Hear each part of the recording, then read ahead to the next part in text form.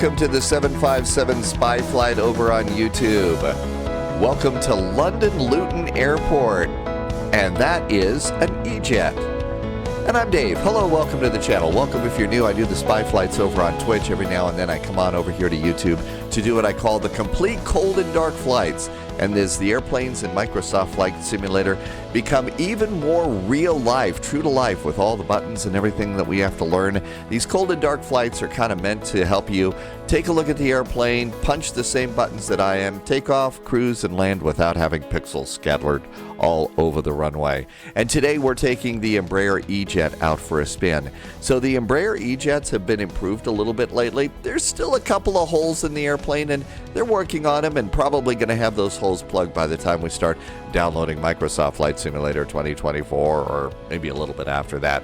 But it's still a very flyable airplane, and if you stay ahead of a few things, you can fly them in the busiest VATSIM events too.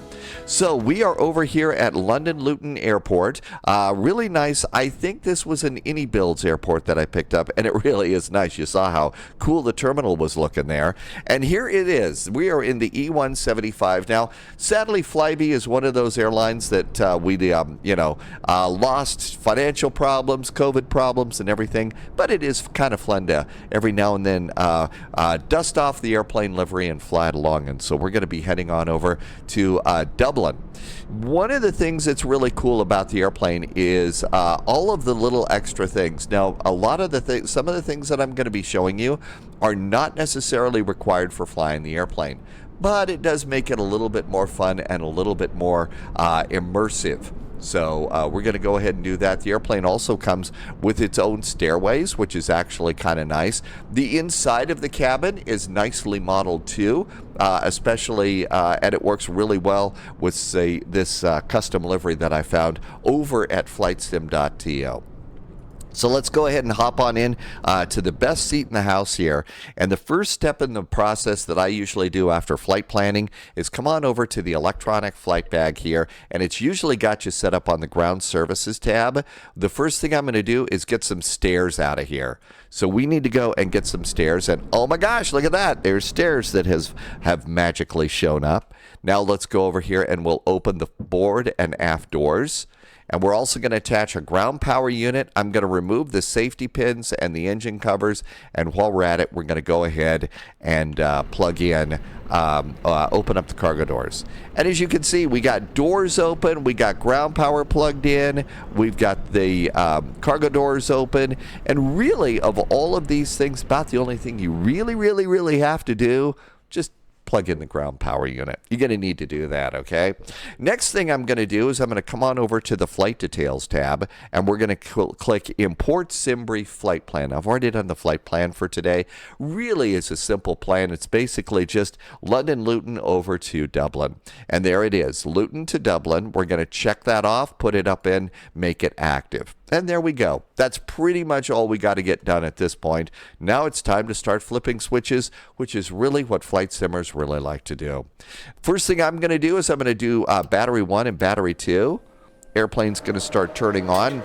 Blowers are going to start blowing, and other things are going to start turning on. And you can see up here on the AC bus panel, it says that GPU, ground power unit, is available.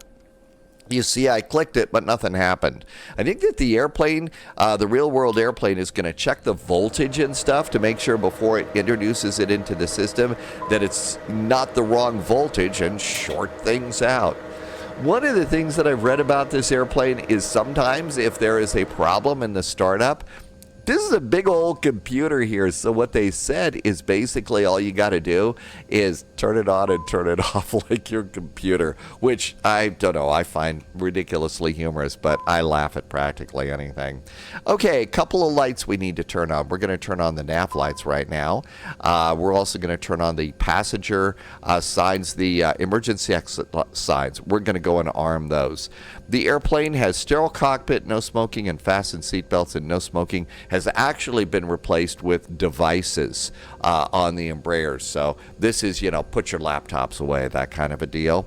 And then the next thing we can do is come on down here to the McDo. I think they call it McDo's on these airplanes. Let's come on over here and we're going to hit the nav button and go over to the maintenance tab. and look for selected FMS and active mode dual. That's your first little test, and then go to nav ident. If you have Navigraph data, check your top line there. Make sure you got current Navigraph data. Our next Navigraph cycle is the 4th of September. And then we can go over to the route page. And it already knows that we are at London-Luton, but you have to put in your destination, which is EIDW. And we're going to put that up there. And then you also have to put in your flight number. Now, it put in a number B175. Well, actually, you have to use your flight number that you used over on your flight plan in SimBrief. So I am B441. You'll notice it put a 0 in front of that. You don't need the 0. So we're going to be Flybe, BEE, and 441, and you do need the correct flight ID. Otherwise, it won't go over to SimBrief and get your flight plan. We're going to take all of this data, and now let's hit send. Sending the data, and while it's sending, I'm going to come up over here, and we're going to go flip on the APU just because I want to go and get the air conditioning going. I don't think that the airplane has anything resembling a, I don't think that we have ground air conditioning and stuff like that. It's summertime, it's hot in the UK, so we're going to go ahead and get the APU fired up, and you can hear the APU turned on, so we can get the air conditioning turned on in the airplane too. Want it to be comfy for the passengers. Okay, flight plan has now been received, so let's go and clear, and then we're going to do data link flight plan, and we're going to apply the active after checking. It's Luton to Dublin. So why did I go and start yapping a little bit about turning on the APU? Because, first of all, in Europe, in the EU, and in the UK, they generally don't like to turn on the APU until about 10 minutes before push and start. It saves gas, it saves wear and tear on the APU, and it saves pollution, both air pollution and noise pollution. So over there, they're not going to be turning these things on. Why did I mention all of this? Because one of the things about the cold and dark videos that I'm doing here is this is what works for me. As a flight sim live streamer, someone who's been flying sim jets for a long time, my general goal is what works in the sim. Might not be exactly true to life in some cases. I do try to get close to true to life, but it doesn't always work that way.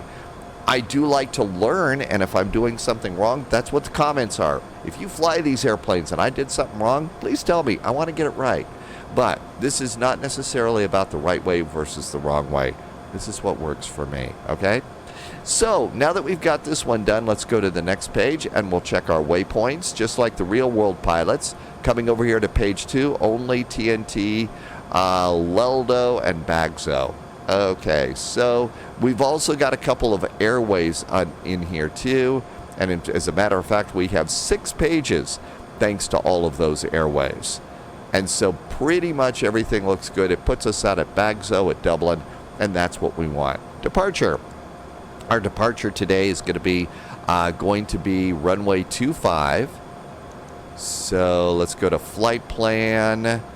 And perform. Well, let's do performance. We'll try that one first, and then we'll do departure and arrival. Oh, let's also do something else here. Let's come on over here to the departure tab, and what we're going to do is come on down here, and I'm going to do real-time loading.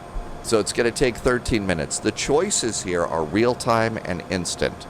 So this is going to go ahead, and passengers are walking up the stairs and coming aboard the airplane. We could also even open up the door there, because they usually have the door open, right? All right. So we'll go ahead and do this. I don't know why it didn't take me over to the departure and arrival. Maybe they fixed something, and this is the correct way to do it. So page 1. This is our fuel planning, and we need taxi fuel, which is 286. By the way, I'm doing this airplane's in kilograms. We're in Europe, so we're going to go and put in 286/0. And that's your takeoff and landing fuel. That came from a real-world Embraer pilot, so that's why I do it that way. Cruise altitude. Our cruise altitude today is flight level 320, so 32,000 feet. Cruise winds. Where do you find that? The cruise winds on the LELDO style of flight plan, which is what I use, are over here on the right column, and it's called average winds here. You might see it listed in the ATR. It's called mean winds. Average winds, cruise winds, that's what the number is. It's 221 at 52 knots. So 221 at 52 knots. There we go. Oh, wait a minute. I put that in the wrong place. 221 at 52 knots. I put that into zero fuel weight. I'm zeroing that out right now. That's wrong. Whoops. But as you can see, you can set it back to zero, and now go and we'll fix it. So let's go ahead and fix this. And what we need to do is we need to know that our runway is going to be runway 25. So let's come on down here, runway 25. And we know that it's dry here right now, and we're going to do flaps too. Come on over here. I've noticed that when you hit this little auto button, it's really close to spot on right now. It might be off a little bit, but I've started to use this one and trust it. 10:15, that is our altimeter setting. Let's go ahead over here to the Baro set page, and we're going to set this right now. So let's go and click the switch at the bottom. That switches us from inches of mercury to hectopascals. I'm going to remind myself that the altimeter is 10:15 and 10:15. There we go. And 10:16. I clicked it one too many. One of the things is these are really small numbers, and to be able to look over here and dial the dial and see the small little number there is a little hard, at least on my views. Maybe I need to fix that. But there we go. So that's good to go there. Now that we've got this done, one of the things that we can do is we've got 210 at 14, outside air temperature, QNH, the runway. Let's go ahead and hit calculate. And it flashes at us. We'll just check the time remaining, 10 minutes to go. And now I'm going to click the manifest page and look up here. Now this one has a send to McDo function, and I haven't got it. It doesn't work too well for me, so I'm not using that number very much. I'm not using that button there. Zero fuel weight, 31,168. If you look over at page 1 of your flight plan, 31,175. Wow, that's pretty close. So 31,168. We can go over here now and we can put this down here. 31,168. There it goes, and that's good. Now let's do page 3. I don't know if they've been working on this one or not, and sorry about that little snort there. There's allergies there. It's really smoky and polleny there outside. I don't think that they're doing anything, so I'm not changing these right now. Seems to be, I think they're updating it, but I think they've also stopped working on the McDo until Microsoft 2024. So let's just go to the data set now, and I'm going to save it at takeoff -1. I'm not changing any of these right now. And FMS takeoff, we're going to go back a page. Oh, and notice we don't have anything showing up here for runway. So we can do several things. First of all, we could go to the flight plan, and we can click the departure tab, and let's see if we can put in our departure. Ah, we can. Runway 25. So runway 25, and our departure today is going to be, it's going to be the OLNEY to Bravo. OLNEY to Bravo departure. And that looks good. Let's apply it. Now let's go put in an arrival.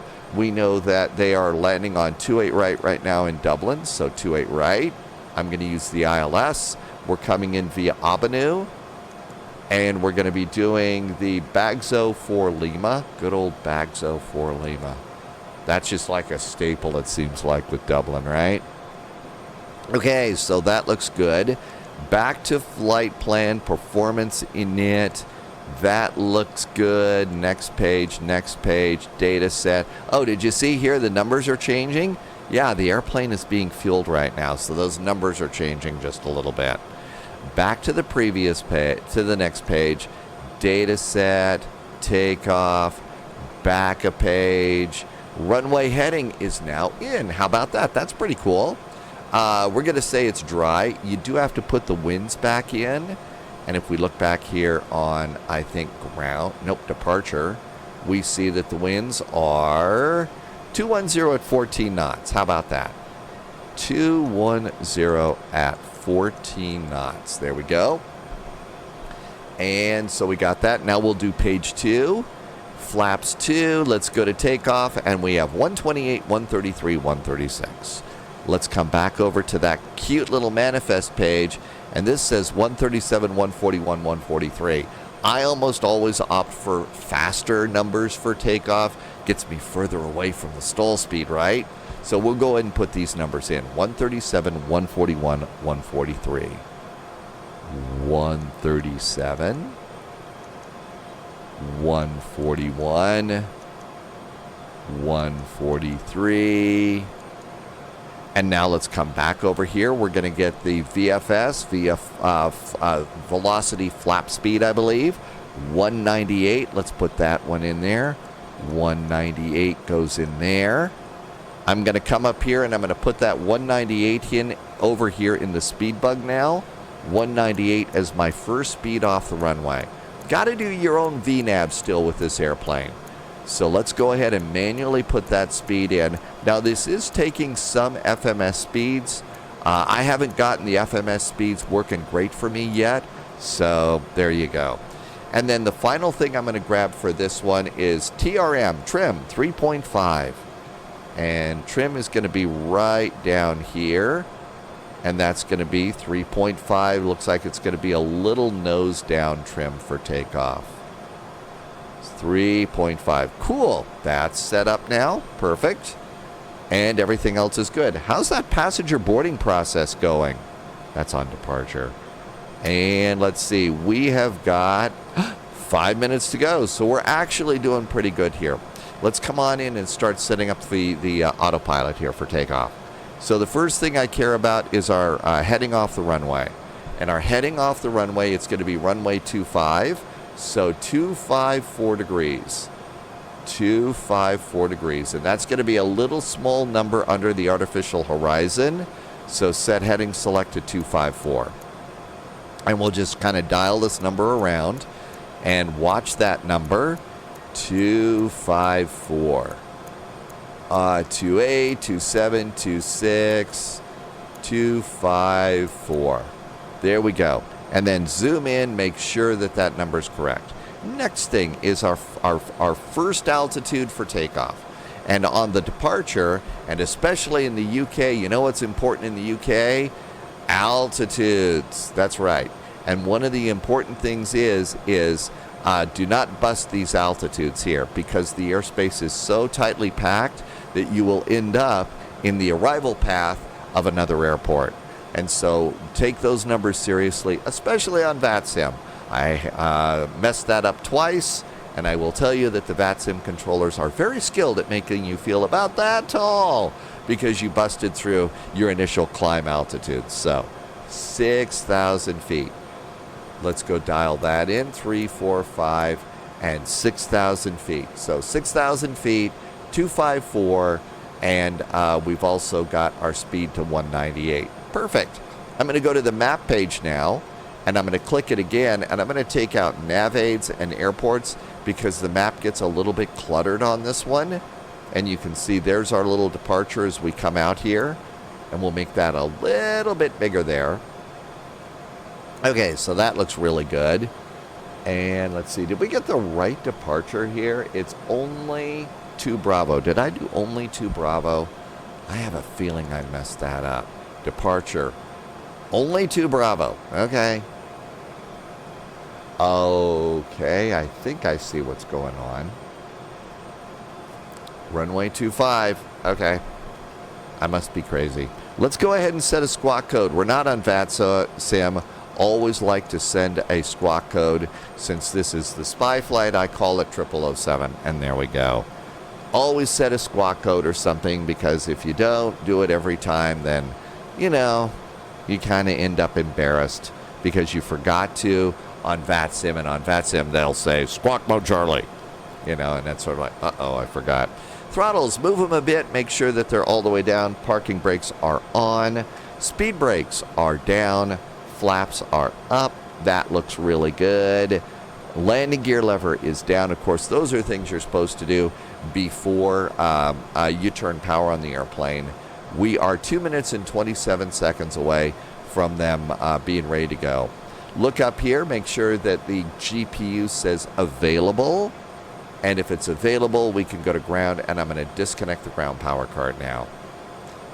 Okay, so GPU should be disconnected. Let's see, it should disappear eventually. Sometimes it doesn't. Sometimes clicking the electronic flight bag, things don't work. It's still green. Let's try it again. There it goes. It went gray. Now it should be gone. And if we look up here, the light is out. Perfect. So that looks really good too. Anything else to worry about here? Let's go to the takeoff page. The takeoff page looks really good. So that's really wonderful. Let's come on down here. Nothing to worry about there. Nothing to worry about here. I think we're just kind of patiently waiting on the last few passengers. What do we have? We've got a minute and 23 seconds. Okay. So why don't we come over here and we'll just kind of come on around here and out we go. Yep, there's our stairs. Stairs look really nice today. Passenger. Oh, we have some nice arrival music. There's a first class section up here in some of the E-Jets. I don't know if Flybe had first class or not. And then we've got a nice area here. The first 4 or 5 rows are basically economy plus, and then you can kind of see the seats get a little bit more packed in as we go. If you look up here, we do have a seatbelt sign and a devices sign. I think this still has no smoking on it though. So I guess it is no smoking on this airplane. So let's go ahead and pop that on. Come on back into the cabin and look and see. And look at that, no smoking is on. So there we go. I thought that they had changed it to devices in these airplanes. Okay, so we'll pop that on. Good idea. Anything else to worry about? Not really. Ground power has been disconnected. Don't see any ground power, so that's good. And everything else looks like we're almost ready for pushback and startup. Let's see. If you click these things, how do we click that back? It'll move it over there. No, I don't want that. How do we do it? There we go. There we go. Rather have it over there. Okay, everything else is looking good. Let's come back to ground. Loading is finished. Passengers are aboard. Let's go to the ground tab. We're going to come up here, and we're going to close the back door. We're going to close the cargo. We're going to close the front door. Let's also go ahead and lose the stairs. We're going to get rid of the cones, and all of that looks good too. Passengers are aboard. Seatbelts are going on. We're going to come over here and close the door. It's sterile cockpit time, kids. And that looks really good. Come on up here, and sterile cockpit goes on. We're going to use a little application that I like to use called Pushback Helper, and that's going to help us push the airplane back. Okay, so I'm going to also turn on my beacon. This airplane's about ready to start rolling. And we're going to turn on the electric hydraulic pump A. Electric pump A is going on. Everything else is looking pretty good here. Outside we go. You can see the tugs coming. We're flying real time right now. We're flying real weather. So if you were at Luton right now, this is kind of what it looks like if you look out the window, which is actually pretty cool. Pushback Helper uses one of the biggest tugs you can possibly get there, which is a little weird. Okay, and the last thing I'm going to do is pull my wheel chocks. And then after all of that, now that everything is clear, I'm going to go to flight details over here. And we're going to go and do parking brakes off. And let's go. Out we go. And looking good. Come back in the cockpit. Let's come over here. And let's start up engine number 2. If we were on VATSIM, I'd get yelled at. We're not squawking mode Charlie on taxiways. Whoops. Always try and behave like I'm on VATSIM so I don't forget anything. Here goes engine number 1 starting. And we'll just do a straight push back here. One of the other things I've got going here is we've got the departure here. You can also have it set to its really cool ground map and have that as a moving map. That's probably pretty good. We'll stop here. Parking brakes going on. And let's go ahead and remove the tub. The tug. And there we go. And there goes that engine. And once the tug is separated from the airplane, I'll go and turn off pushback helper, and the tug will just drive away. And our airplane engine number 1 is coming out. That looks really good. Outstanding. Engine stable. Come on down here. And uncover engine number 2. Starting engine 2. And we'll see the engine starts. Check some pressure. Check the oil. Always good to make sure. Check the vibrations. So the oil you can see is red right now. There's no oil pressure. But as the engine spins up, we will get oil pressure there. And if the oil pressure goes down, that means you've got an oil leak. And here comes engine number 2. The sounds in the cabin are really good.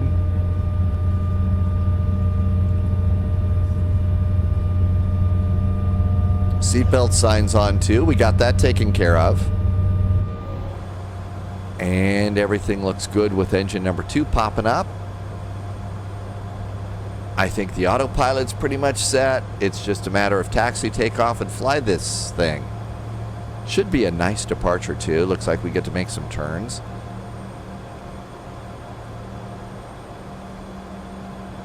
This looks a little different to me. I wonder if the wrong transition is in. I thought we would be going the other way, but I could be wrong. It's early in the morning. I haven't had enough coffee. Okay, we got 2 good engine starts. APU can go off. I'm going to do a cabin call, let them know we're going to start rolling the airplane about. And I'm just going to go ahead and flip on my nose light here. Everything looks good to go down here. Make sure that your gamer seat is set up and you've locked it in so you don't tilt back. That can be embarrassing if you're going to try and do rudder pedals. Parking brake goes off. And let's see, just kind of come over here and look to the right. Nobody's over there, but we're going to taxi this way. And let's add a little bit of throttle. You can see the airplane's already rolling. And we'll come over here and start our turn out.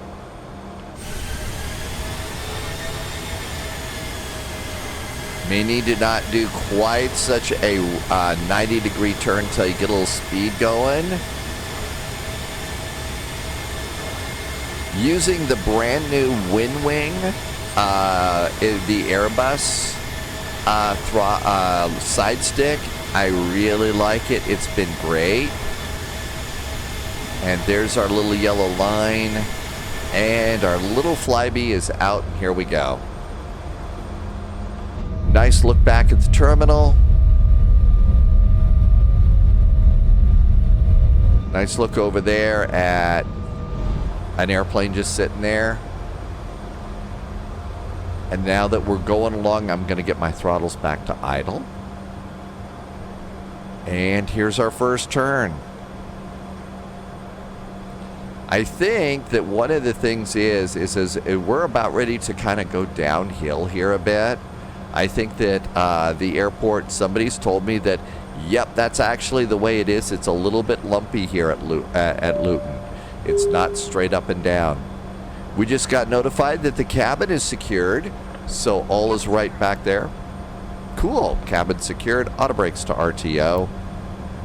Flaps going to 2. There goes flaps 2.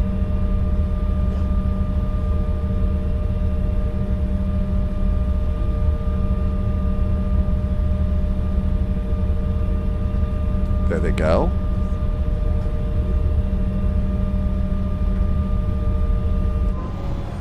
Uh-oh, we're about ready to go off the edge.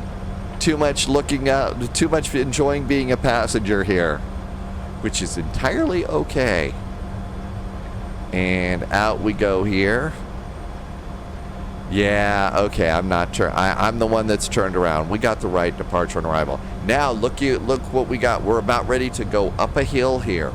So you're going to need to add a little bit of power, otherwise you're going to just roll back downhill. So we're adding a little bit of power. Look off to the right, nobody coming.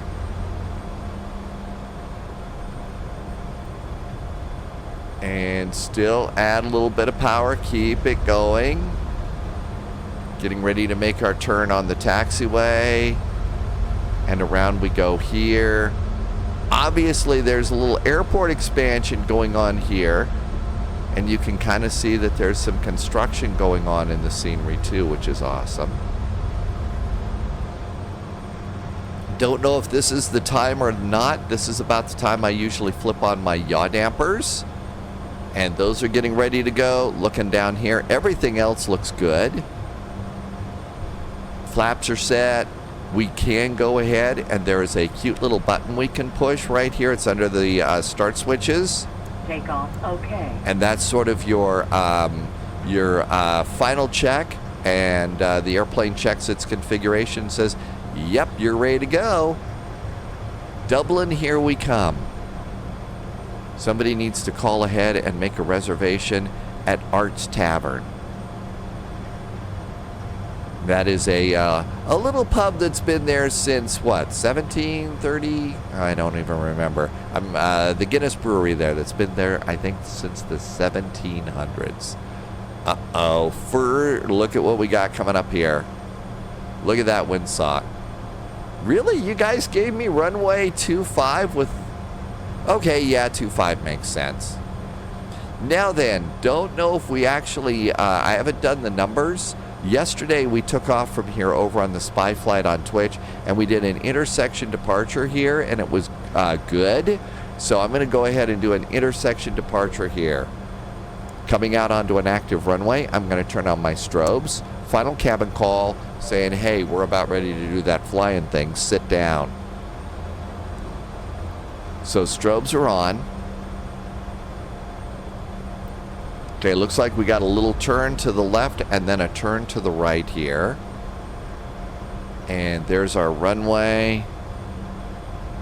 And we're going to do one of those tight turns at the end so we don't waste runway length. Might need a little bit of extra thrust to get around the final little bit of the turn.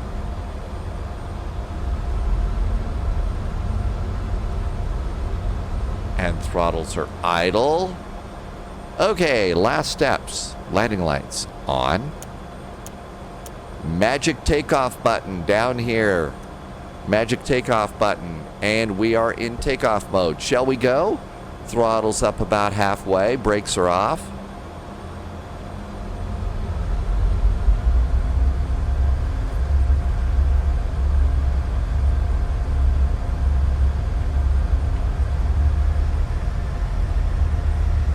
Engines are stable.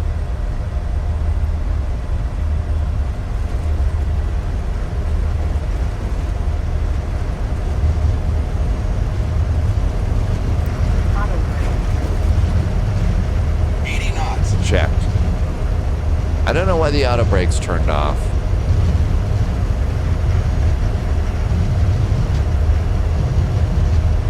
Little bit of a crosswind, so right rudder here.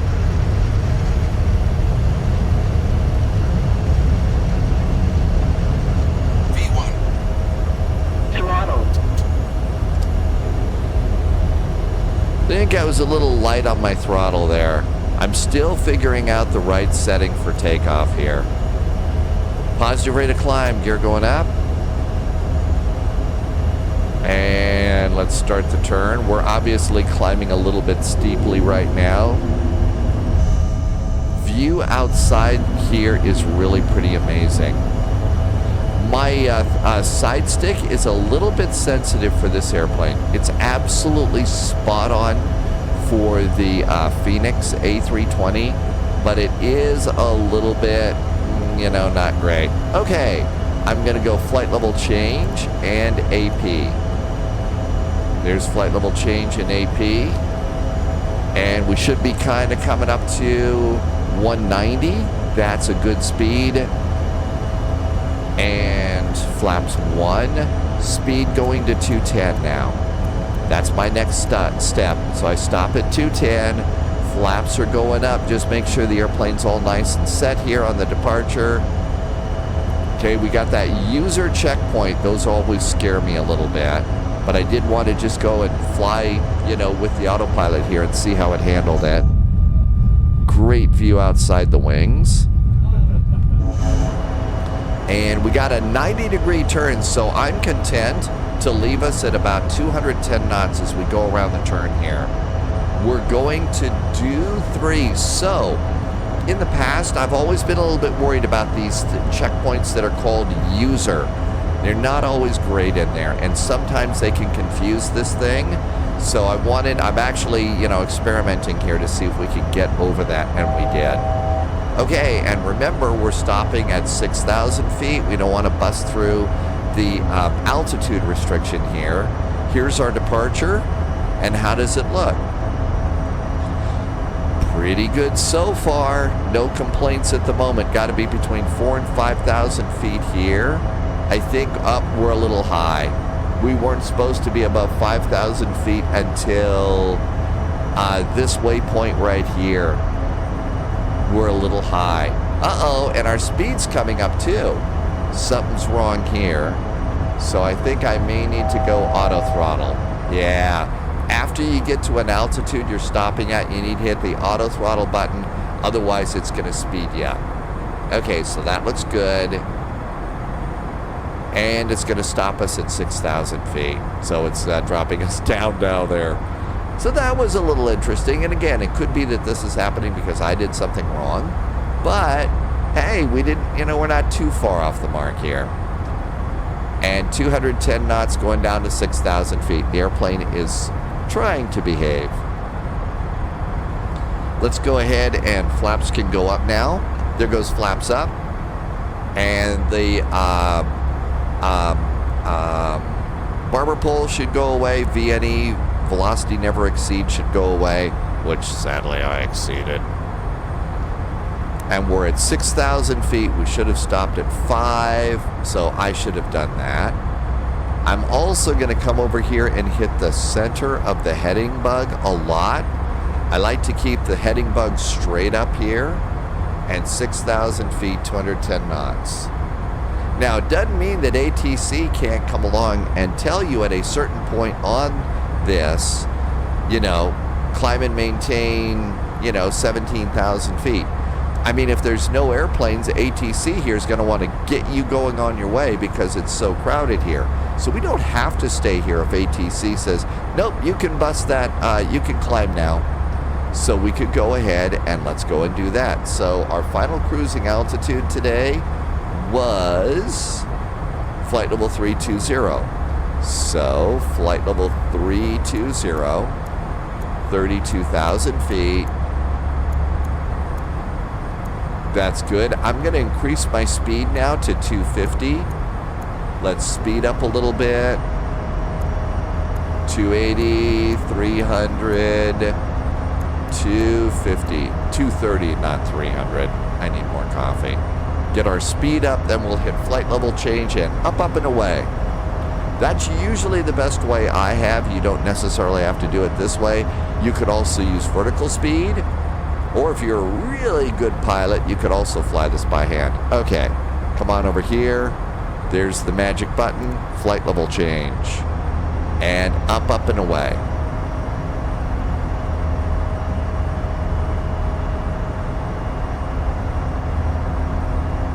And let's make the map a little bit bigger. If we were on VATSIM, we would be seeing traffic, but TCAS should have been on to see if there's any airplanes. There aren't. Just flying along like this. So we got a little bit high, a little bit fast, but we were able to fly this thing out. And I'll tell you that this was a little bit of a sloppy departure on my part. Again, not enough coffee. But we got out of here, and you could actually put this thing over on VATSIM and do very well. It used to be you couldn't do that with this airplane. It used to be that it would just, oh my gosh. There was a flight into Let's see. We took this into LaGuardia over on the spy flight over on Twitch. Even though this is flight sim, the appropriate term for what happened was train wreck. I mean, yeah, it was bad, but they've done some work on it, and it keeps getting better and better. Coming up on 10,000 feet, so I'm going to reset my heading select bug. I always like to keep that straight up because every now and then the LNAV on this airplane has a little nutty, and you say, oh, okay, you're going in the wrong direction. We need to go this way. Mostly it happens on arrival, which is nice. 10,000 feet, we'll go ahead and we're going to turn... well, this doesn't have devices, so we're going to go ahead and turn off the landing lights, turn off the nose light, and let's go ahead and increase our speed to 260. So 260, also transition altitude here was, I believe, 6,000 feet, so hit the barrel button, standard altimeter. Speed's coming up nicely, our climb's good. Now I'm going to go to 270. I generally will do my speed increases and decreases in, 10 knots, 20 knots at the most, especially if I'm on a climb or a descent in like the UK where there's a bunch of airplanes out there, because what that's going to do is that's going to keep my rate of climb the same, because, hey, they may need us to get out of the way, and that happens sometimes. And all is right with the world. We are 214 miles out of Dublin.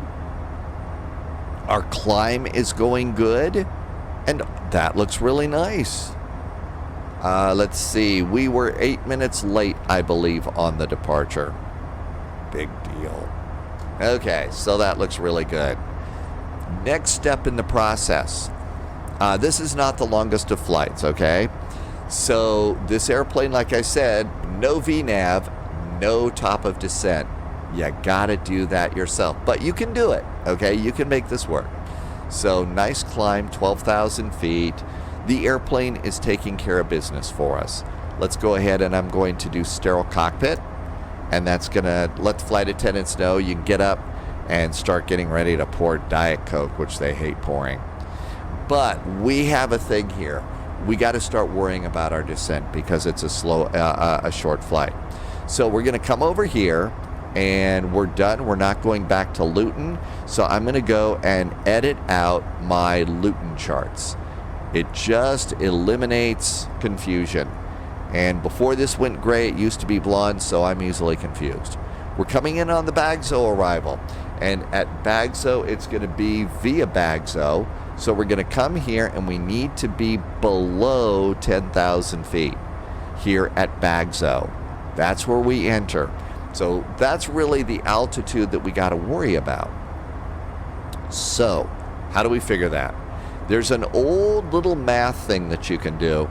I know, it's too early for math. But let's come on over here and get Mr. Calculator for us. Our final cruising altitude today is 32,000 feet, right? Over here, we determined that at BAGSO, we need to be below flight level 100, okay? So, minus 10,000 feet times 3 divided by 1,000 equals 66. The term I use for this number is squishy. This is a very squishy number. It does not take into account changes in speed. It doesn't take into account rate of descent. It doesn't take into account the weather. It doesn't take into account ATC doing nothing. It's a very, very squishy number. It changes. So I usually will add about 25 to that number. 91. So about 90 miles away from BAGSO is when we want to start our descent, to be below 10,000 feet, okay? And that's kind of the way we work. I'm going to work on this. So 90 miles away. Well, let's see here.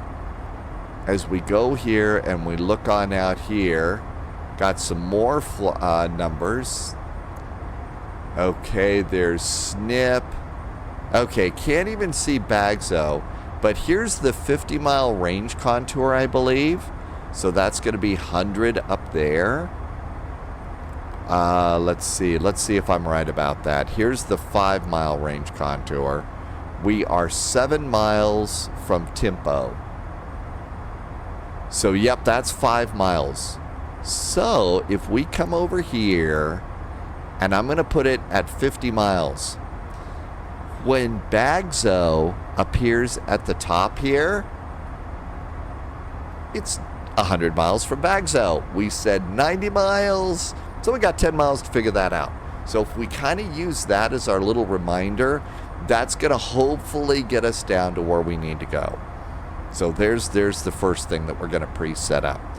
Next thing for us to do is come on over. We're expecting the ILS to 28 right. Okay, that's 110.15. Most of the time, the airplane will pre-tune your ILS for you. Most of the time, not all the time. So what I like to do is come on over here to the radio page, and we're in auto-tune right now. But I'm going to put 110.15 in standby for nav1.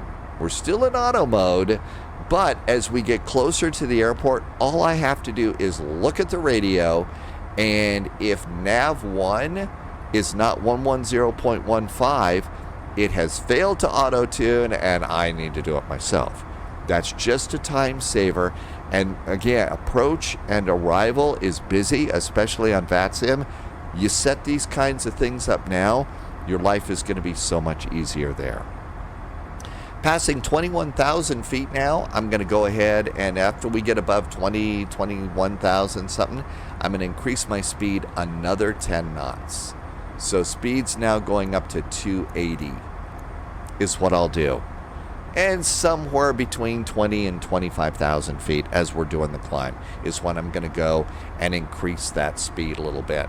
Now, it did slow our ascent a little bit. It slowed our climb a bit.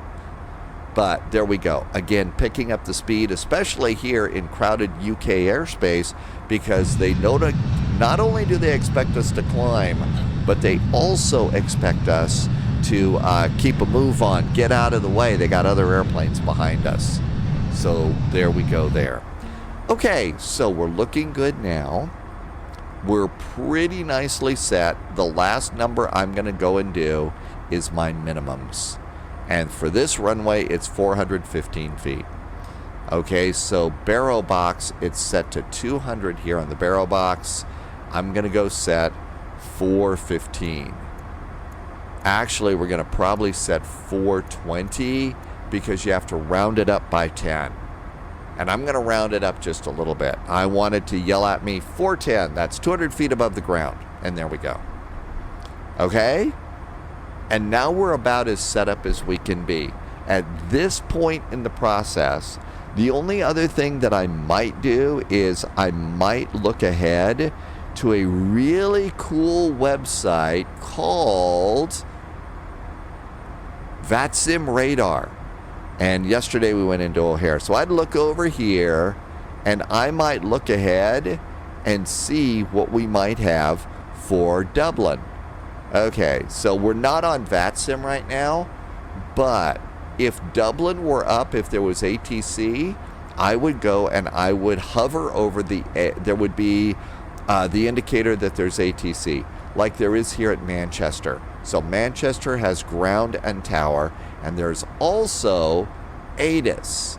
And so what I'm going to do is just hover over the A there, and I'm going to look at their weather information. And I'm going to look and see what runway they're using and make sure that I'm pre-set up. That way I know if we were going in there, it's going to be runway 23 right, okay? So that's another thing that I might do just to stay a little bit ahead. Right now there's nothing going on at Dublin, so there's nothing. If you don't have anything there, there are several places you can get the weather. And a great place to get the weather is going to be here on good old Navigraph. Right now it's tracking our flight, but we're going to go back to the airports tab, and we're going to go to info and weather.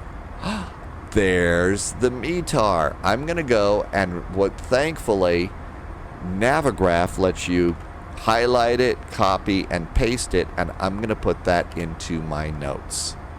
Okay? So right now, winds are 180 at 19, gusting to 30. Oh, crap. I was hoping for a nice easy landing here on YouTube. Okay. A few clouds, scattered clouds, broken clouds. All right. It's 18 degrees, dew point's 12, no fog, and the altimeter is 1002. By the way, this little notepad thing that you see here, if you look down in the description below here on YouTube, you'll see that my notepad is right in there. And you can copy and paste this into your own notepad and use this format if you'd like, and change it. This is something that I use in my sim cockpit because there was a time that I was using way too much paper. Not just a little paper, way too much paper. Now I don't print up anything anymore. It's so nice. Passing 26,000 feet, looking outside, it doesn't look like we got a bunch of turbulence up there. I'm going to go ahead and do seatbelts.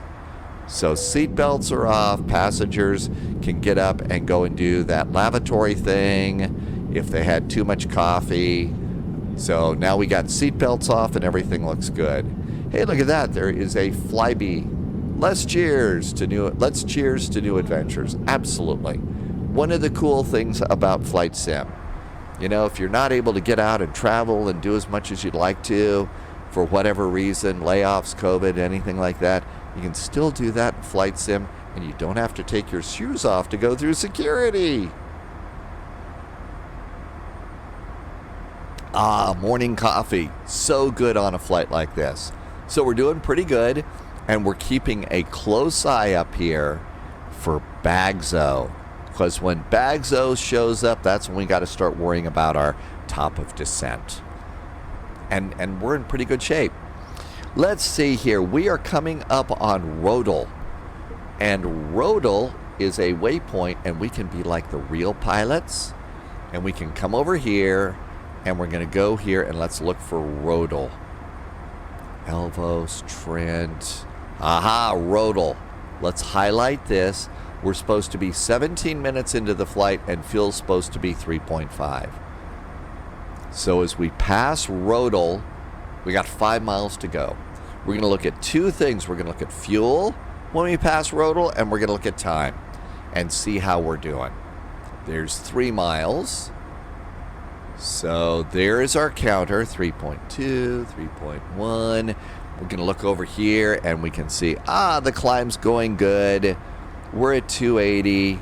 Not so bad. Going to flight level 320. We'll play the Mach game. So it's going to switch itself over to Mach eventually. So we'll worry about that. Uh-oh, we just passed it. So let's come over here. Fuel is at 3.9. And time is at 18.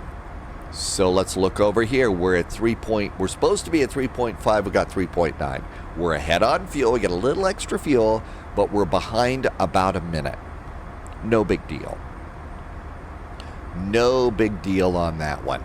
Now the pilots, they do that with practically every checkpoint in the flight plan. Literally every one.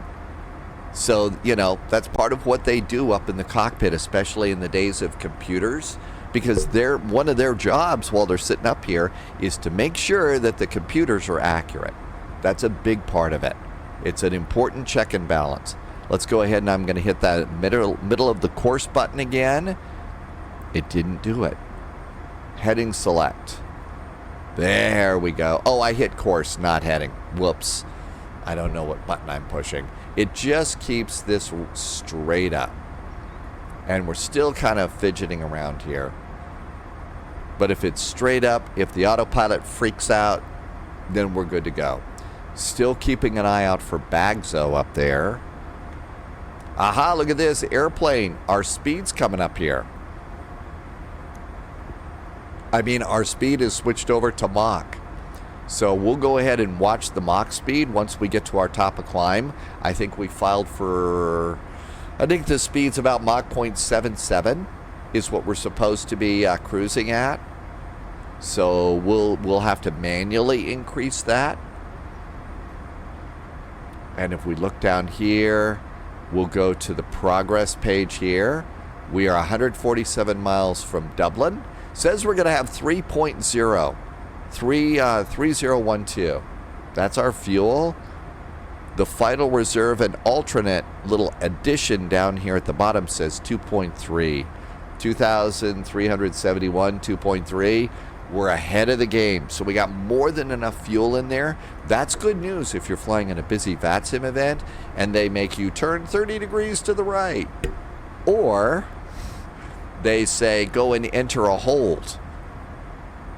So looking good there.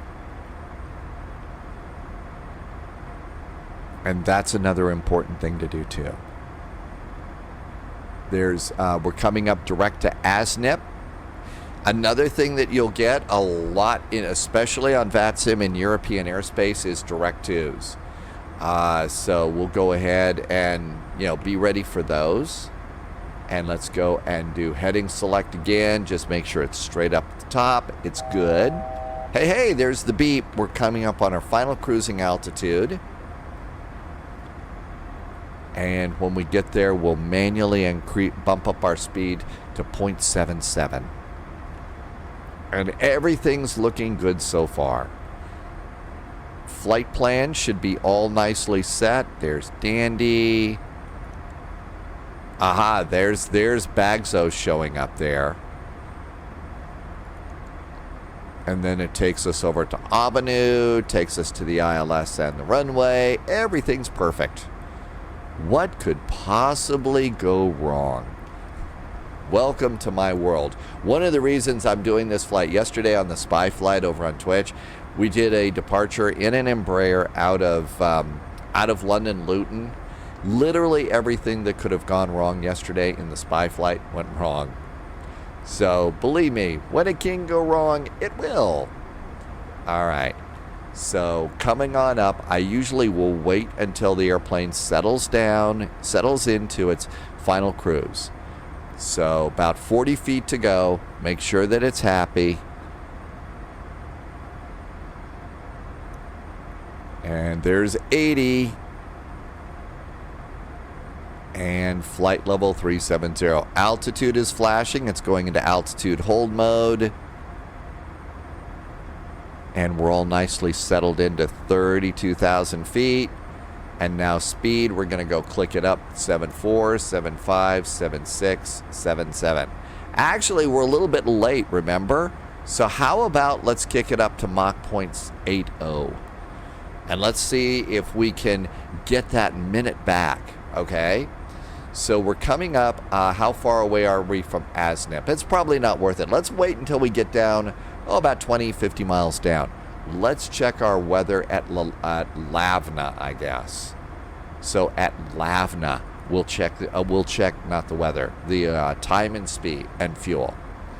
So a little bit faster, but that'll kick us up just a little bit. Okay. We've already set the ILS in here. Oh, and look at that. It's already done it. We're already set. It's set it to 10:15. We don't have to worry. It's good. But our little reminder worked. So now we don't have to worry about that. And all is right with the world there. And look, look at what we got here. BAGSO. Guess what time it is? We're going to come on over here. And we're not even going to make it up to Mach 0.80. It's already time to start our descent. So let's see. We're going to go ahead and do, it was 10,000 feet, right? We'll put in 10,000 feet. Now, of course, if you're on VATSIM, you don't descend until it's time, but there you go. There's 10,000 feet there. So it's Mach 0.80. We're going to go and move our speed back down now. And I'm going to put it down. Let it slow itself down to Mach 0.74. So I guess we're not going to be able to check our minute. It's time to go. It's time to land. So Mach 0.74. And you can do flight level change, but when it's time to do the descent, if I hit flight level change now, the nose just goes clunk. It just drops down. And it's sort of like, let's make it a little nicer on the passengers. So we'll come on over here, and I'm going to use vertical speed. And I'm going to go and click vertical speed. 1, 2, 3, 4, 5, 6, 7, 8, 9, 10. And we're starting our descent. There's 10,000 feet per minute. And it's a nice gentle descent at the moment. Let the speed stabilize. And then I'm going to kick it up a little more. Another 1, 2, 3, 4, 5. Now we're at 1,500 feet per minute. And still looking pretty good. And now I'm going to do another 3. And there's 1,800 feet per minute. And that's going to be good for us. So there we go. Sadly, this little cute little line here, it's not really indicative of our descent, I think, at the moment. You know, it could be a little bit better. So you've really got no really good way to gauge your progress of descent except to go ahead and, you know, use one of these waypoints here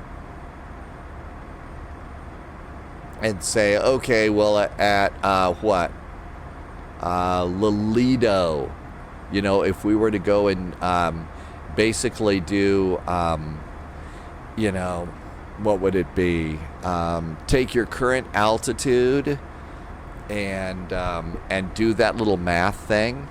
So as you get closer, we're 25 miles from LELDO. We would go, and I'm going to guess we're going to be about 27,000 feet. So 27,000 feet. This one's going to be kind of hard because I don't have mileage. So you do 27,000 feet. Well, I don't know how to do this. 2, 7, 1, 2, 3. That's going to be minus 10,000 is where we wanted to be at BAGSO. Times 3 divided by 1,000. We need 51 miles. So there's the 50-mile range at 27,000 feet. If we've got 51 miles to go, if BAGSO shows up here, we're actually kind of good. It's not an exact science on this one right now. I'm sure there's a way to make it that, but it works for me in the sim. And it works also early in the morning when coffee consumption is not quite what it should be. Okay, so let's see how our little thing works here. We're 27,500. If BAGSO shows up here, then we're probably good. If it doesn't, then maybe we need to increase our rate of descent a bit or slow down just a little bit. Speaking of slowing down, now we've gone out of Mach mode, so Mach 0.285. I'm going to go and reduce my speed down to 280 just so I have a nice round number in there. Okay, there's 27,000 feet. I don't see BAGSO. Let's click it up one. And BAGSO is right up here. So we're close. We're close. And often at this point in the flight, close is just fine. Coming up on 25,000 feet. So BAGSO looks like it's about 60 miles out. We're going to be slowly reducing our speed here too. So 25,000 is usually when I'm going to come on over here and do seatbelts on. And that looks good. So it looks like we were 8 minutes late getting away from the gate based on the departure time that we put into our flight plan over on SimBrief. That plus 8 minutes and stuff like that, right now, flying like this, no big deal. When you start to get into some of the VATSIM events, like cross the land and cross the pond, very big deal at that point in time. Because you're going to have a departure slot, and that's important. So BAGSO hasn't shown up yet. I'm going to go ahead and after 25,000 feet, I'm going to grab my speed, and we're going to go to 270. And just reduce it a little bit here. Not go as fast. 1,800 feet per minute's probably okay. Let's see how we do getting into BAGSO. Transition level. We do know that the altimeter in beautiful downtown Dublin is 1002, but transition level We've already got our charts. Let's look at the ILS. So it says 5,000 feet is transition altitude. That's when you're departing, going up. Transition level is going down, and that's going to give it to you in flight level. And if there's no number here, the transition level, I usually just add 1,000. So flight level 6,000 feet. And you know what I haven't done? We haven't done the landing performance. Perfect time to do that. Let's do landing. Okay, so runway heading. Our runway heading to land is 278 degrees. So 278 degrees. The landing temperature, according to that METAR, was 18 degrees. So 18 degrees. I'm going to make it a flaps 5 landing, and the wind today is a bit of a nightmare. It's 180 at 19. 180 at 19, and it's going to be gusty. Yippee. Don't know about icing right now. Probably not a big deal. Let's not worry about that. So landing speed, VAP's going to be 140, plus 1 knot is 141. So right around there is going to be our landing speed. So 6,000 feet. Hey, BAGSO's now shown up at about 45 miles. I'm going to do heading select.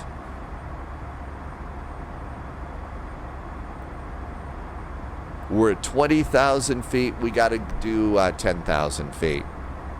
So let's do the math one last time because, hey, it's early in the morning. I haven't had coffee. 20, 1, 2, 3, minus 10, 1, 2, 3. Times 3 divided by 1,000 equals, I need 30 miles to get to 10,000 at BAGSO. Well, BAGSO, we're about 40 miles out. Actually, we caught up now if my squishy math is working. I'm going to reduce my rate of descent to 16. Let's go to 16 because I think we're a little bit early. We generally want to be at 10,000 feet. So we're in actually...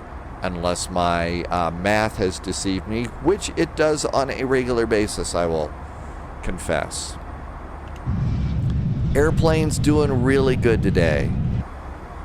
Airplane's in great shape. So you really can do this thing, and you really can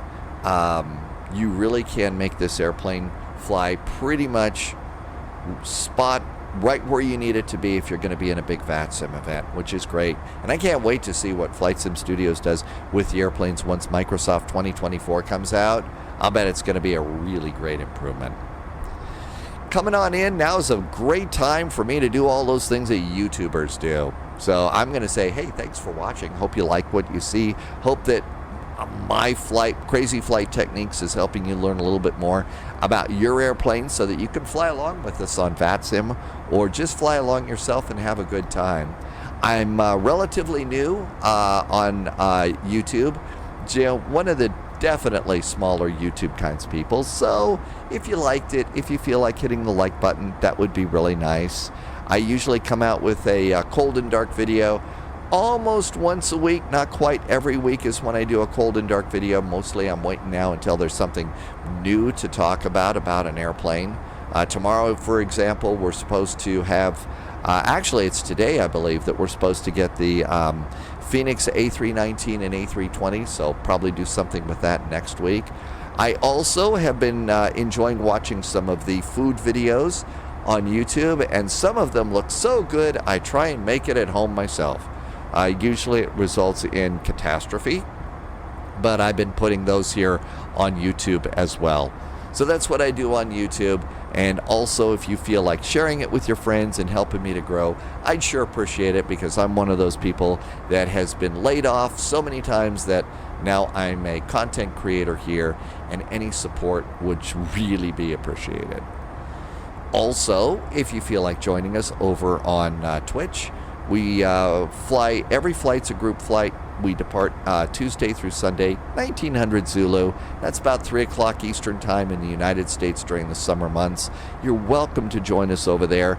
And if you like what you see, if you feel like dropping a sub or two, that would be really nice. Also, I for the YouTube flight, for the Twitch flights, I do an advanced flight briefing for the flight, which is weather and approaches and arrivals and anything else that's interesting. I do that over on Patreon. Links in the description, and I'd sure appreciate some help. Help me grow over there too. If you are an Embraer pilot and you caught me doing something that's blatantly wrong or you just didn't like it, please leave a comment in the description. I still read all the comments, and the thing is if somebody tells me, hey, I'm an Embraer pilot, we don't do it like this, you know what? Next time I jump in the airplane, I'm going to do it your way because you're the experts. Okay, coming up, there's BAGSO at 25 miles. We're really in good shape at the moment. We know our landing speeds. We know pretty much everything that we need. Now, one of the things that I've noticed on occasion is as you're coming in closely here, as you're approaching BAGSO, sometimes our friends at VATSIM will say direct to Abanu.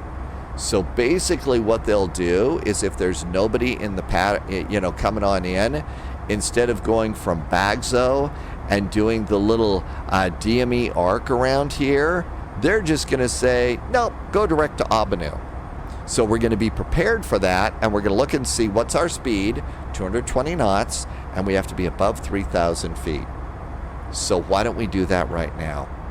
Flight plan, next page, Abanu, previous page, put it on top, direct to Abanu. And at that point in time, if they give you a direct to, they will often tell you descend and maintain 3,000 feet. So now I'm going to go over here and 3,000 feet.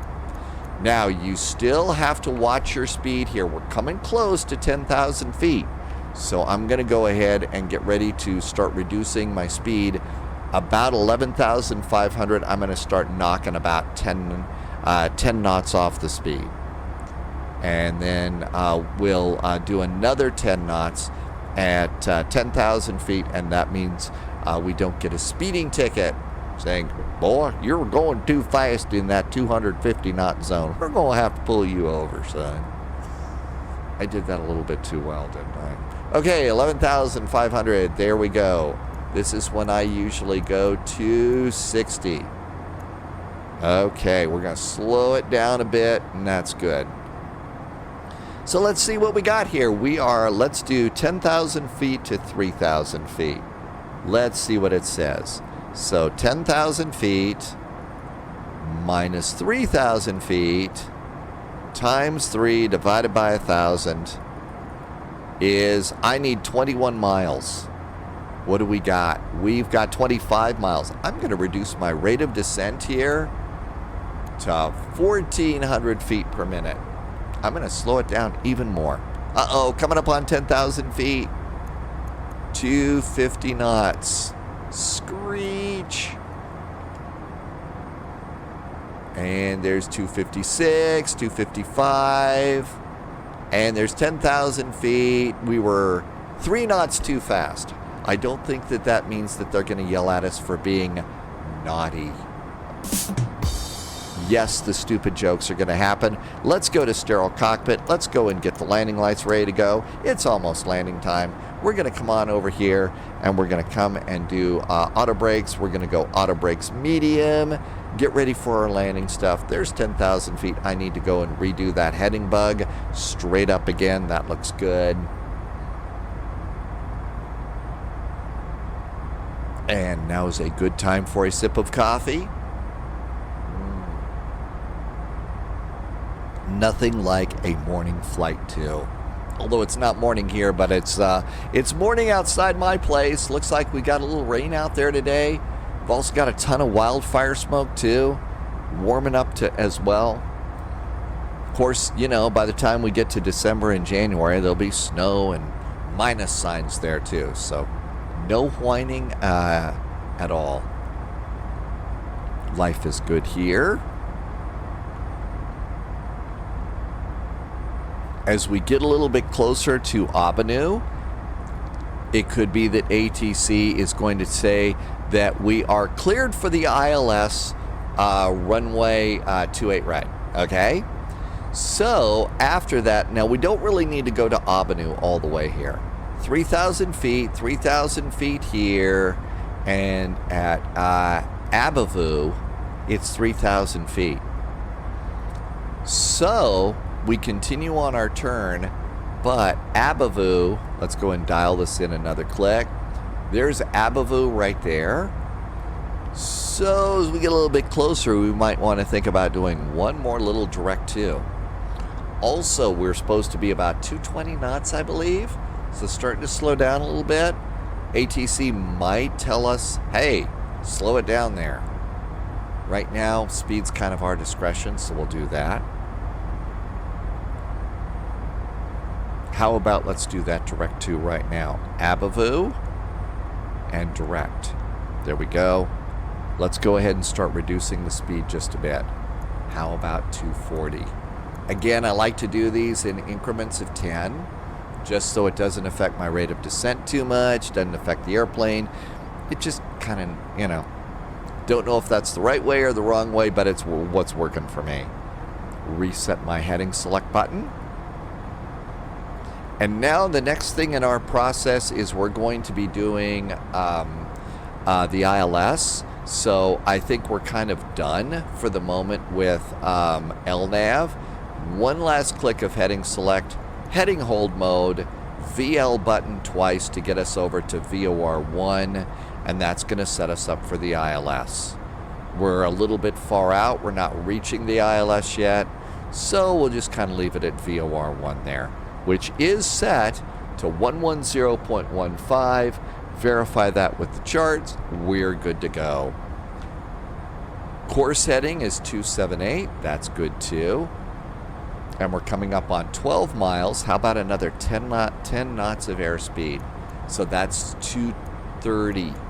Remember they wanted us to be, the chart said about 220? It didn't say about, it said 220. But we're going to go ahead and do that. Up here, everything is set. All the passenger signs. Let's do the final cabin call. Seats for landing. Lights are on. All is right with the world. Auto brakes are set. We're good to go there. Good to go there. Let's come on down here, and I think we're done with this. It says activate approach speed. I have not done that yet. That's new. I got to learn that. It could be that's all you got to do to hit the approach speed, and boy, would that be handy. But for now, I'm still doing this stuff manually. We've already put the data in. We could change it if it's been updated, but VAPS 140, I'm going to call, I usually add a knot to that, and we'll call it 141. We are now coming up on 3,000 feet. We got 12 miles to go, so that's really good. And looking great. Airplane's doing good too. How do you remember your flap speeds? We should have, where is the placard? Oh, the placard's over here. Flap speeds are over here. So flaps 1 is 230, 215, 200 for 3, 180 for 4 and 5. We're going to make it a flaps 5 landing.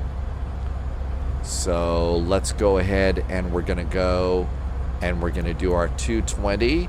Flaps 1 is 230. And oh my gosh, we've got glide slope and localizer. Now, it's yellow. I don't know what I'm doing wrong about that. I feel like it should be green. Maybe we're a little too far out. But I'm going to go ahead and hit my approach button. And that way it will capture the ILS, I hope, and the glide slope. We're at 3,000 feet. Flaps 1. Okay, now is a good time to make sure if you've got rudder pedals, if you got controls. I'm going to go ahead, since I move around a little bit while I'm flying, make sure that I'm in the proper place to be able to do rudder pedals and grab the throttles and the side stick and go and do that. Everything else looks pretty good at the moment. Auto throttle's taking care of us. We're at about 220. We're a little bit off of this line here. I think it's because the wind is blowing us. In fact, it really is. So I'm going to turn about 20 to 30 degrees to the left to get closer to this line, because we're kind of cutting it short here. And I mean, we do have, it's a 50 knot crosswind here. Eek, 50 knots. So much for a nice smooth landing this time. If you're a real world pilot now, you know, at some point you might brief the passengers and say, hey, look, folks, about ready to come in and do our landing at beautiful Dublin. It's kind of cloudy, a little bit of rain here, but, you know, it's also a little bit windy. So we're going to ask you to give your seatbelt an extra tug there. Make sure it's fastened securely, because it's going to be a little bumpy on the landing. And at this point, certainly want to thank you for flying Flybe today, because we be having fun in the skies. There's my pathetic attempt to be. Okay, let's see. Looks like we're getting closer to Avenue here. We are at 220. As I'm intercepting, just my little number that I like is, unless ATC tells me different, is I like 210. Placarded speeds for flaps 2 is 215. So there's 210, flaps 2.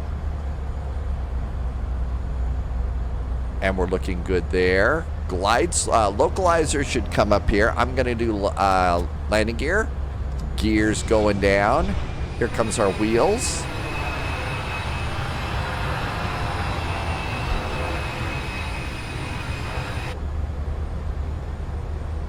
Coming into some clouds here. What is our temperature outside the airplane? Above 10 degrees, we don't have to worry about icing.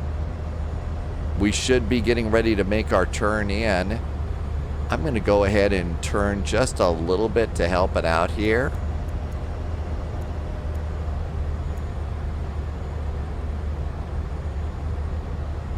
Just a touch.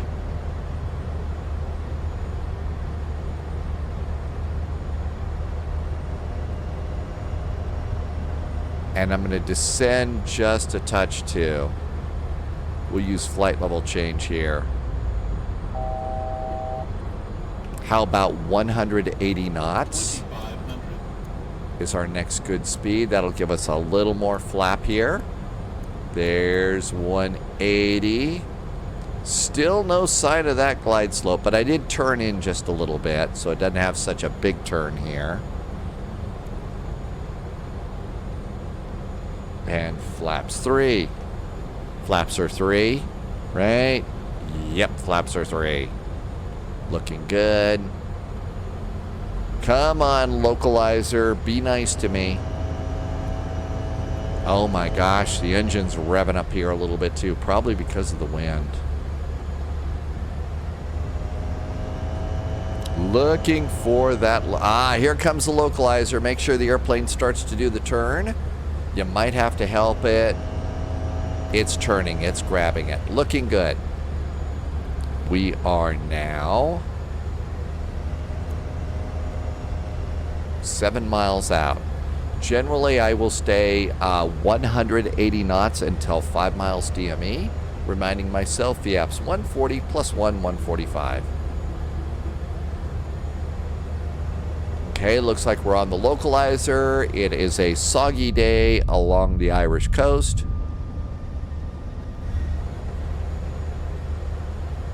And look at how crabby we are.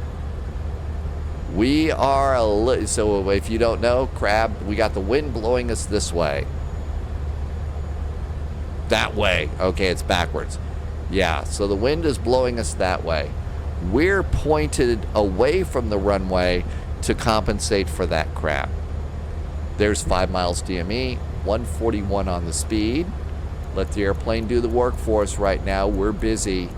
Especially, I'm going to leave it at 145 for just a nice little number. How about some more flaps? There's flaps 4. Here comes flaps 5. Gently putting my feet on the rudder pedals. Reaching over, gently getting ready to go and snag the side stick. Airplane is nicely established. Flaps are 5. We're good to go. Wait till we're kind of established on all this. 1,000. Autopilot. AP is off. Captain's got the airplane. And the thing I've discovered right now with the new wind wing is very, very small movements right now. I may decide to go and change sensitivities for some other airplanes, although I'd really rather not, because I've got one setting for the wind wing and I'd rather keep that. Throttle. Auto throttle's off. Now I'm controlling my own throttle. Otherwise, it just gets really, it revs up and down all the time.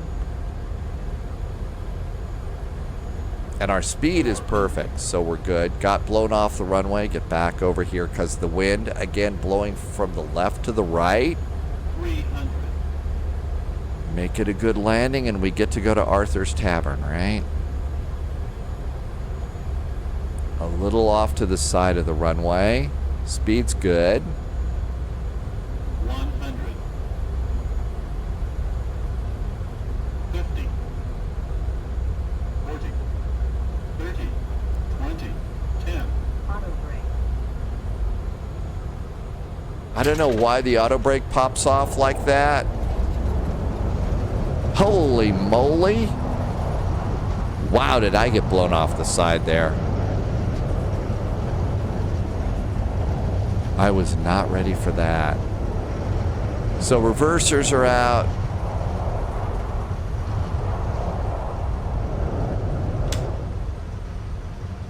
And good. Wow, I was not ready for that at all. Speed brakes down. Flaps up. Exiting to the left here. Well, our landing rate was a minus 270 according to Flow Pro. That wasn't bad, but wow, I did not expect to go careening off the runway like that. That was pretty bad. I guess I don't get to go to Art's place after all. And off the runway, landing lights, strobe lights. We'll concentrate on our landing here, our taxi. Got the airplane cleaned up off the runway. That's good. And back we go. So 270 in those kinds of winds, aside from me careening off the runway, I thought that was really pretty good. There's one more thing to check for your landing rate, and that's if you're using Volanta. You can click Volanta. Volanta said 199.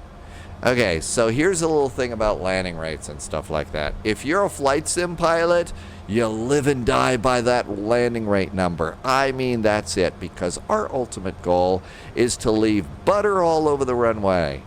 Well, guess what? The real pilots want to put their airplane down on the correct spot. If it's a smooth landing, hey, that's really nice, but if it isn't, guess what? So there you go. The other thing to look at is see, did you have any bounces? So if you look over here, you can see we were still within the spot for the landing zone. Now, it would have been better if we were closer to the big spot here. So that's the actual place where you want to put your airplane. Those big bars there, we were a little bit down the road. But wow, was that a gusty landing. Okay, so we're coming on in here. This is looking pretty good. Flaps are up, speed brakes are down. Everything's nice up here. I'm definitely having to do a little bit of rudder here to stay centered in the runway. Now, as you're coming on in, another thing to do, we're done with the chart. Go ahead and zoom this little guy in like this, and you got a nice moving map from Navigraph to help you find your way. I usually try to do that before landing. And that's pretty much it. We had a really good flight as we taxi on in. Now's a great time for me to say once again, thank you for coming over and joining me here on YouTube. I really appreciate it. Thank you for watching. I hope my goofy little flight here and lousy landing helps you figure out a few more buttons. I think that the E-Jets are a really, really cool airplane, And one of the reasons is airlines are using the E-jets more and more, especially on the commuter runs. There's 3 of them that fly into my hometown airport every day. And I think that that's pretty cool. And chances are there's probably an E-jet either in your hometown airport or closer. So this is an airplane that's being used in the real world right now, and it's continuing to get used. Our friends from Embraer are building more and more. They're expanding the line. So the airlines are replacing the CRJs with these. And I think that that's pretty cool. Crossing over a runway here as we get ready to come into Dublin Airport. Have no idea where Flybe used to park here, so we'll just grab ourselves a gate. And once again, I'll do those silly little YouTube things. If you liked what you saw, please hit the like button. If you've got a comment, I read all the comments. If there is an airplane that you'd like to see me featured, do cold and dark, all the buttons and stuff like that, please let me know. I'm happy to do that. One of the flights that we're going to be doing soon is going to be another flight with the 727. The 727 cargo liner that came out from Flight Sim Studios. And we're going to be recreating a semi-famous YouTube flight that they did, a semi-famous real-world flight that United Airlines did with the 727. Now, this airplane's a little bit bigger, but a long time ago in a galaxy far, far away, United gave the Museum of Science and Industry in Chicago a 727. A whole airplane they gave them. And so one of the things that we thought we'd do is recreate the flight that they did from O'Hare to Meigs Field. You heard right, it was Meigs Field that they flew that into. And you could see videos about it on YouTube. And a bunch of spy pilots said, hey, we ought to get together and do that flight. So we're going to do that, and then I'm going to put that, do a cold and dark video on that over on YouTube. So again, thank you so much for being here. If you do like little rabbit holes and stuff like that and getting a flight briefing, please think about coming on over to Patreon too, as I try to grow the channels here. I could use all the help that I could get coming in there. And let's see here. I'll bet we can go ahead and how about if we grab this parking spot right here. And I'll also invite you once again to come and join us over on Twitch. Every flight's a group flight. It is a really great group of people over there. We also have some real-world airline pilots that are coming in and helping us all learn how to do real-world... oh, look at that! We're getting gate guidance coming in. How about that? That's pretty awesome. So we'll zoom it on in. Come on over here. And, oh, look at that. It knows E175. Stop. Oh, that was great. Wasn't expecting that. That was a nice surprise. Okay, everything looks good to go here. The APU is on. Is it at 100%? It is. The APU indicator is right there under the landing gear. So we can come down here, off and stand by over there. Did we get everything up? Flaps are up, speed brakes are down. That looks really good. Okay, coming up here, we're going to turn off the nose light. We can turn off the beacon. Let's also go ahead and turn off fasten seatbelt, and also the sterile light will turn off that hydraulic pump. You can come over here and look at this. We departed 8 minutes late. We arrived 3 minutes early. Okay. I might have gone careening off the runway, but you know what? That was pretty good. Wheel chocks and cones can come out. Let's attach a ground power unit. Aft and forward stairways will open the doors. By the way, if you're going to do this airplane, take this airplane on a second flight, go to the departure tab, click real time, and that's going to go ahead and unload the airplane. Real time, by the way. Or you could do an instant, and you could take this airplane on yet another flight. So we did it. Nobody was hurt. Nobody was arrested. The only thing that happened is the pilot's pride was hurt a little bit as we went careening off the runway. Thank you for being here. I hope this helps. Hope you are having as much fun in Flight Sim as I am. Can't wait to see you over on Twitch. also really hope to see you back here again on YouTube real soon. In the meantime, as always, please stay healthy, stay safe, and I'll see you in the friendly sim skies. Cheers. Thanks for watching. Bye.